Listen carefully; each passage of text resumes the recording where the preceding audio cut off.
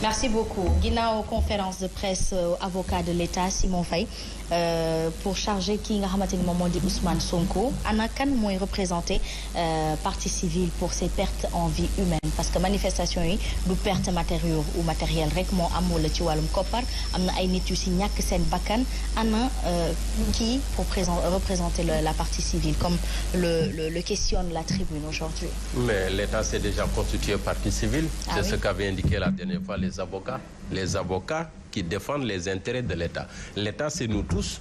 L'État, c'est le service public. L'État, c'est également tous ces gens ñi nga xam ne amoon nañ ci ay yàqu-yàqu maanaam des biens privés publics et privés. Donc État bi tey jii moo taxaw pour ñooñu également ñu mën a am ndàmpaay par rapport ak situation bi amoon depuis mars 2021. Il y a eu plusieurs émeutes, il y a eu plusieurs événements ay bakkan sax rot na ci. Et l'État se dit qu'il est de son devoir aujourd'hui mu défendre ñooñu. Défendre leen et même réclamer des dommages et intérêts pour toutes ces victimes. Victimes de casse, victimes blessures, victimes également peut-être même les décédés, victimes. Donc également il y a eu plusieurs services publics qui ont été endommagés. Des emplois qui ont été même perdus, peut-être temporairement, parce que beaucoup de gens ont pu reprendre leurs activités, mais il y a eu tellement d'impact que l'État considère aujourd'hui que dédommagement dafa war a am. Et ce dédommagement-là bu naree am en cas de condamnation d'Ousmane Sonko parce que moom lañ ci gën a visé. Dégg ngeen sorti wu procureur ba ay jamono. Presque loolee yëpp ci kaw Ousmane Sonko la ko teg moo ko waral d'ailleurs procédure bi nga xam ne moom lañ ko yóbboo kaso ba tey ji ñu ne mu ngi ci grève de la faim ñu koy ñaanal yàlla suturaal ko parce que sénégalais la comme ñun ñëpp kenn ñaanalul sa morom kaso mais l'État moom dafa jàpp ne moom moo war a taxawaayu partie civile léegi nag yëf yi fan lay mujjee on verra bien en tout cas c'est pas la première fois que l'État se constitue partie civile dans de tels dossiers. On se rappelle de l'affaire Karim Wade, l'État était partie civile. On se rappelle également de l'affaire Khalifa Sall, l'État était partie civile. Mooy waral sax après les amendes et les dommages et intérêts yi nga xam ne moom la les prévenus condamnés devraient payer. Donc position normale la bu État et je pense que loolu également mënuñu ko discuter xanaa kay li des peut-être mooy procédure bi ak fan lay mujjee est-ce que au finish Ousmane Sonko sera condamné ou pas l'avenir nous le dira. Justement Mamadou Fofana ndax foofu noonu jekk na ñu gis État constitué partie civile ba noppi nekk l'avocat de l'État di charger ki nga xamante ni moom moo di Ousmane Sonko parce que il n'est peut-être pas le seul acteur dans li xew 2021 ba 2023 ci ay manifestations lu tax ñu war a mën a teg loolu yëpp ci ndoddam ba noppi bëgg itam peut-être génne li nga xamante ni moom moo di responsabilité de l'État dans la chose. xaj na ne État jàpp na ne ni ñu ko waxee ci seen conférence de presse à travers ses conseils mu di ne woote bu amee ci Ousmane Sonko nañ ko dégg yenn kàddu yi bu jubee ci Ousmane Sonko nañ ko dégg kon donc lépp la ca mën a tukkee ni ab conséquence dafa fekk ne am na lu ko waral te li ko waral moo di ne jàpp nañ ne Ousmane Sonko moo yëkkati ay kàddu woote fitna woote lu ñuy tuddee insurrection woote pour ñu jéem a gasaxal li nga xam te ne nii moom mooy état de droit waaye sax ci boppam teg ay actes yoo xam te ne nii day jëm surtout ci li nga xam te ne nii moom mooy attentat ci lu jëm ci wàllum nekkinu état donc loolu yëpp moom la ñu retenir contre moom léegi nag état c'est vrai bu day jàpp ne principal responsable Ousmane Sonko rek la mën a doon moom mi nga xam te ne nii moom mooy yëkkate ay kàddu ba ku ci nekk ku ne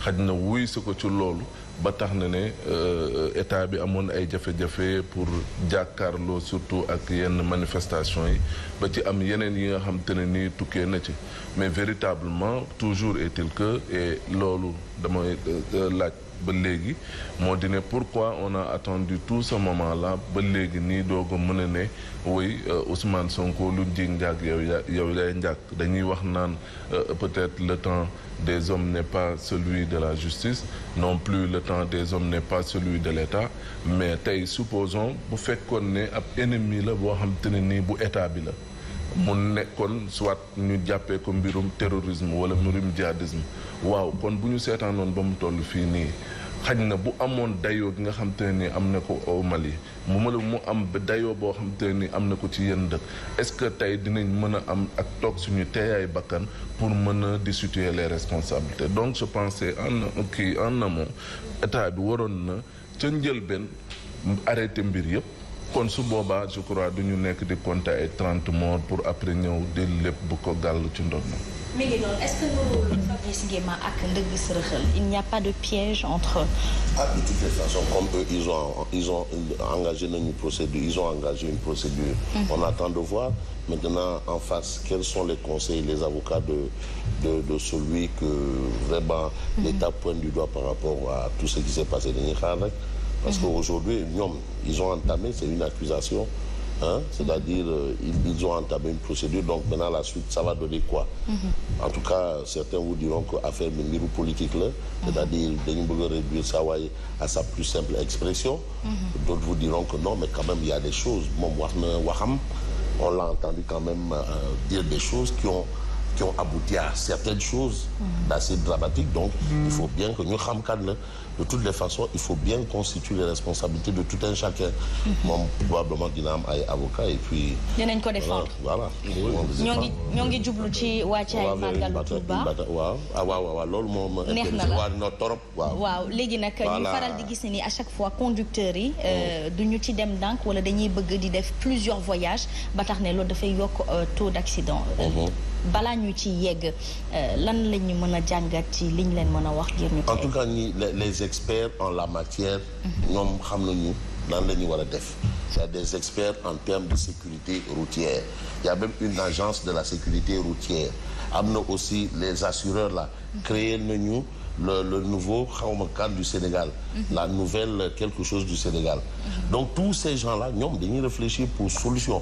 léegi ils ont des solutions maintenant aussi il faut aussi quand même que chaque personne aussi soit responsable aussi de ce qu'il fait. Parce que aussi la responsabilité de tout un chacun est engagé mënuñu jël benn gendarme teg ko ci benn ci oto bu nekk c'est pas possible. Donc il faut quand même que les chauffeurs aussi les syndicats là. qui sont prompts à défendre les intérêts des transporteurs et des chauffeurs là mais ces syndicats aussi doivent jouer le rôle par rapport à la sensibilisation ñoom dañu koy defar ils le font. Mais c'est-à-dire secteur du transport moo grave c'est beaucoup de choses yoo xamante ni il y a des choses c'est un autre monde beneen monde la.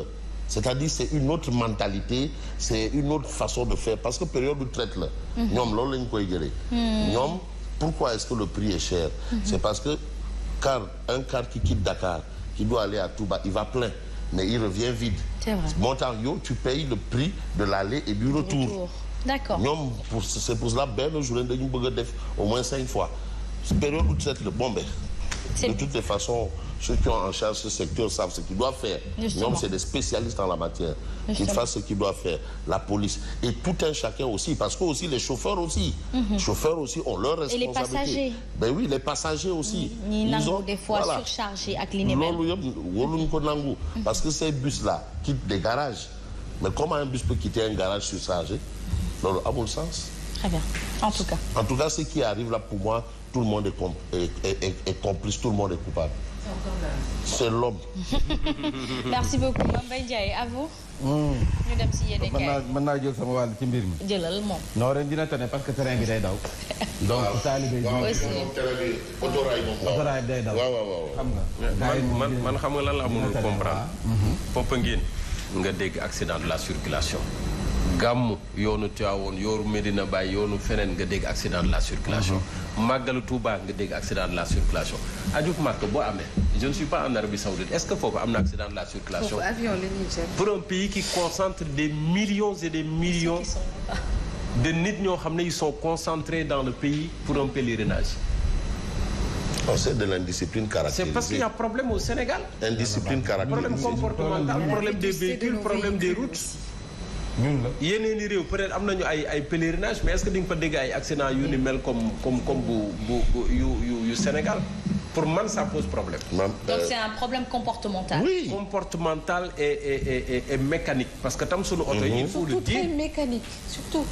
il faut le dire sunu oto yi surtout le transport public le transport en commun mais les véhicules xoolal ni sunu oto yi mel bus yi ce sont ces dernières années lañ dugg Sénégal si le Sénégal était le transport était modernisé peut-être qu'on aurait changé de véhicule depuis longtemps mais il y a des lobbies qui sont là qui ne veulent pas que les cars rapides jóge fii que Ndiaga Ndiaye yi jóge fii que Borsani yi jóge fii les Borsani à l'époque bon peut-être qu'il y en a plus Borsani xeetu oto la woon mooy borom bopp yu carré yi c'est des véhicules là comme un peu les Ndiaga Ndiaye. on en trouve encore à l'intérieur. waaw léegi après di ngeen ci ñëwaat bu leen jël sama temps di ngeen ci jël rek doy na. di ngeen ci jël nii rek doy na mais chauffeur yi nañu bàyyi cadette. waaw ok bàyyi leen cadette yi ok. nañu bàyyi cadette. ñu may